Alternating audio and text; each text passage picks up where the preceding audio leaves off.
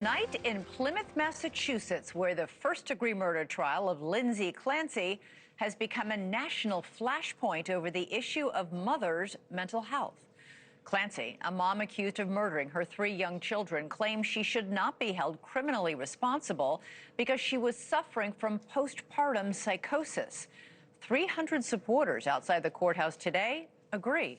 A crowd of mostly women, but some men wearing pink and touting the slogan "Stand in Peace for Lindsay" gathered as day 17 of Clancy's trial began and then abruptly and quickly ended.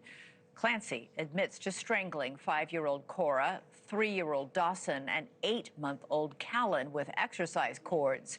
Witness after witness has taken the stand to testify that for months leading up to the murders, Clancy was literally begging for help.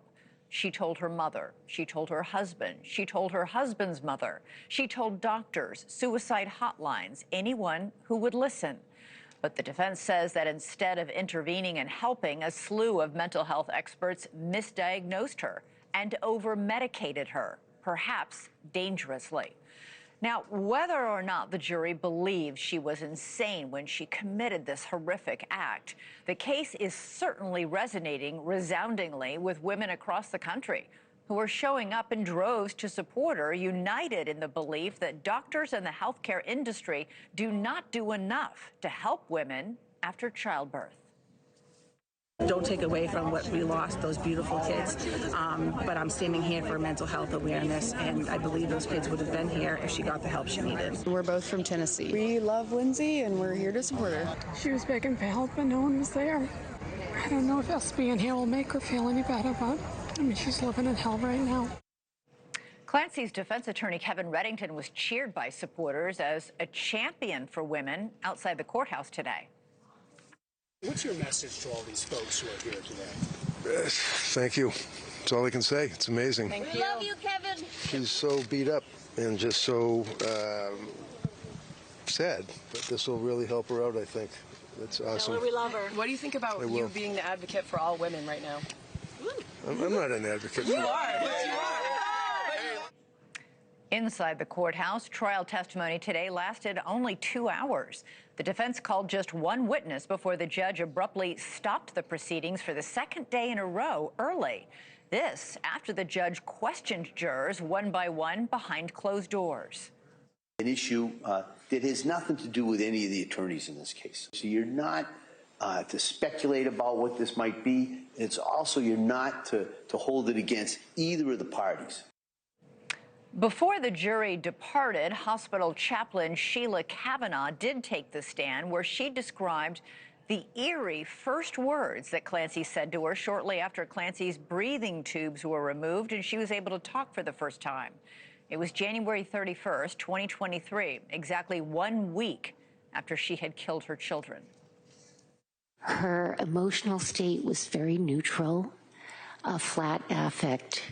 But I remember vividly the first thing she said to me. She said to me as I held her hand to comfort her, "I am so glad my children are safe."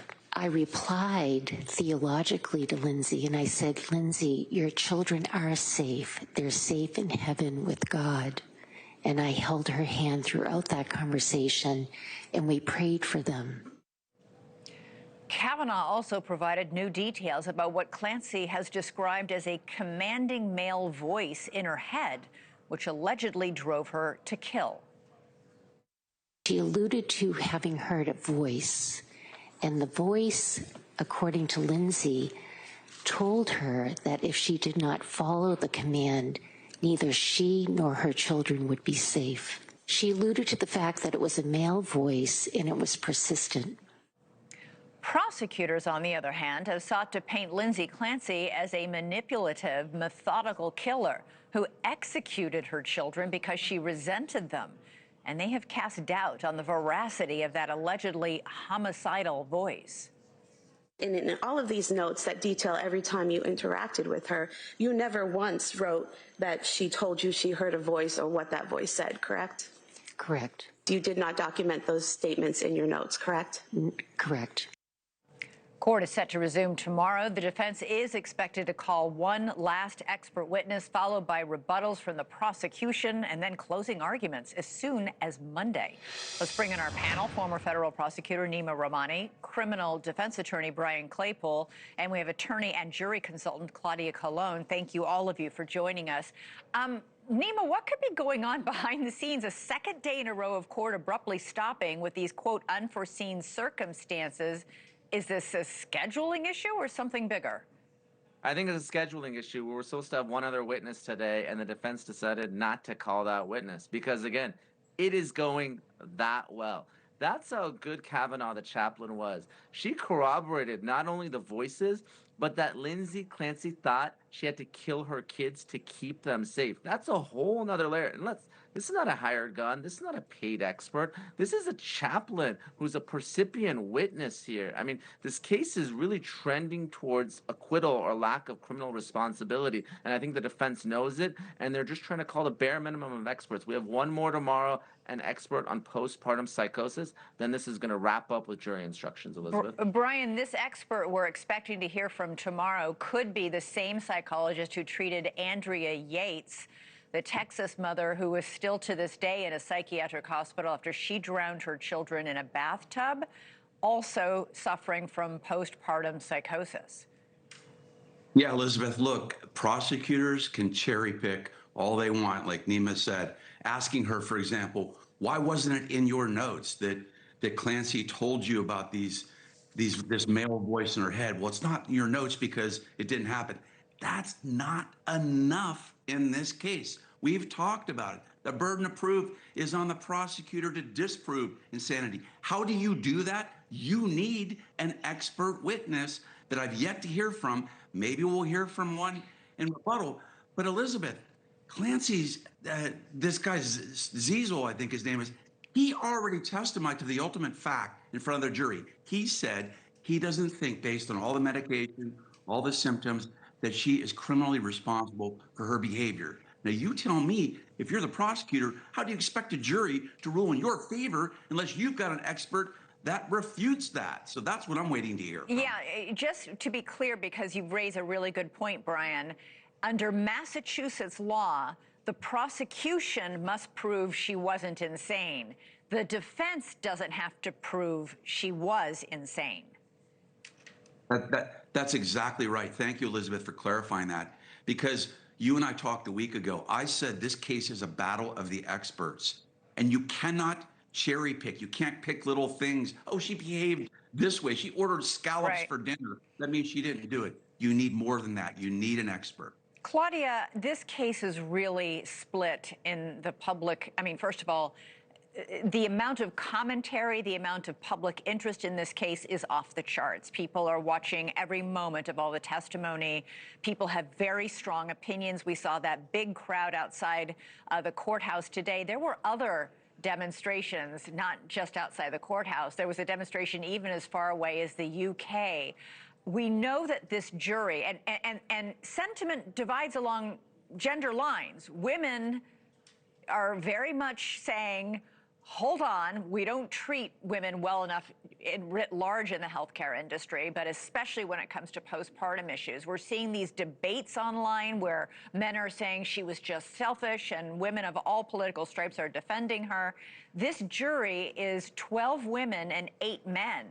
That would appear to really favor the defense.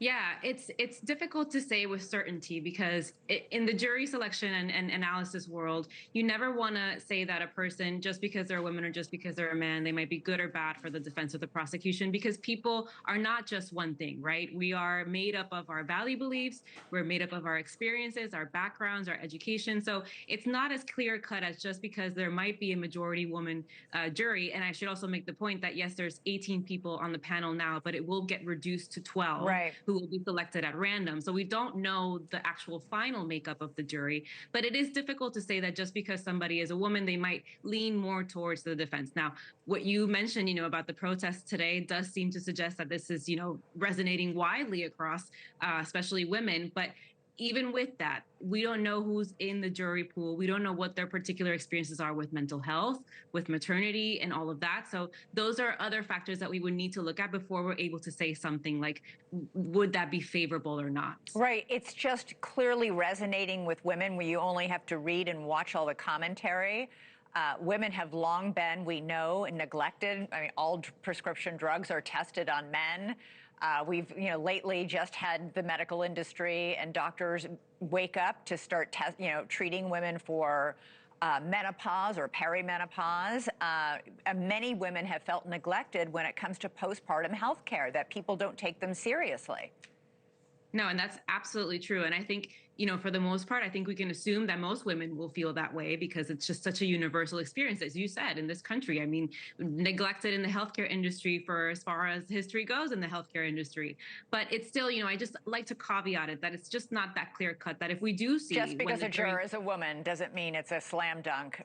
Exactly. Right. Exactly. Okay. Hey, Nima, help me understand what the prosecution is arguing here. They're trying to say that when she committed first-degree murder, she knew what she was doing. She resented her kids. And yet we have all these witnesses saying Lindsay Clancy was anxious, depressed, suicidal, hearing voices. Is the prosecution saying that all those witnesses are lying, or are they saying that Lindsay Clancy was planting seeds of insanity for months before she actually committed the murders? What is the prosecution's argument? The prosecution is on the run. I think they really wanted to go all in on this plotting, planning, premeditation. That means that you're not insane. But look, attorneys, they're ordinary people. And unlike the jurors, they see social media and they see that the tide in public sentiment has completely turned. Let me tell you what's going on there in Massachusetts, Elizabeth. This is Karen Reed 2.0. They're wearing the same hot pink. And we know what happened in that trial, not once, but twice. It's very rare to have an accused murderer with this much public support outside the courthouse and on social media. I think the prosecution knows it. They're getting frazzled. They see the case falling apart completely before their very eyes. Yeah, this isn't, Nima, just an accused murderer. This is a mother who killed 3 tiny kids, small kids. It is the most horrific crime a person can imagine. No question. And I came into this case, Elizabeth, thinking that this was going to be a layup. And now I've seen how the prosecution has handled their case. The defense has done an outstanding job. These witnesses this week have been phenomenal. And you see the public support increasing. And again, I'm not saying social media is a barometer for what those 12 men and women are going to do. No, but it can be an indicator. No question. And to get all 12 beyond a reasonable doubt, and we talked about that burden in Massachusetts. It's very different in other states and in the federal system, the burden's on the defense by clear and convincing evidence. So very different standard. Massachusetts is one of the best cases for this type of defense. It is working here, and you could tell by how the public and the viewers are reacting. Claudia, did the jurors see that big demonstration outside the courthouse today, or did they try and get them into the courthouse another way so they don't see that? Because it's hard to say. I mean, that might influence them, right? No, absolutely. And that is one of the challenges when you have a case like this with such high publicity, when you're having demonstrations outside the courthouse, unless you specifically escort the jurors into the courthouse and have some sort of way to shield them from viewing, this huge demonstration right outside their doorstep. In this case, I think it's been reported that the jurors did, in fact, walk into the courthouse and see the demonstrations happening outside. And, it remains to be seen. They're instructed to not take in outside influences into the deliberation room. But I mean, the fact that they saw it, it's there. They are going to be instructed to set it aside. But at the end of the day, it's a fact. Hey, I've only got 10 seconds. Brian, super quick. Why was the judge bringing in the jurors one by one for questioning? What is that? That seems to indicate an issue. I think it has to do with making sure these jurors are not having access to social media, right? There's been a lot of stuff running rampant, but Patrick might have been involved. It's everywhere on social media. Exactly, and I think that's what the judge was doing with each one of them. Stay away from it. Don't look at social. All right, Nima Rahmani, Brian Claypool, Claudia Colon, thank you all 3 so much for your expertise. Really, really appreciate it tonight. Thank you for watching. Subscribe below and download our NewsNation app right now on your phone, and you will get fact-based, unbiased news for all Americans.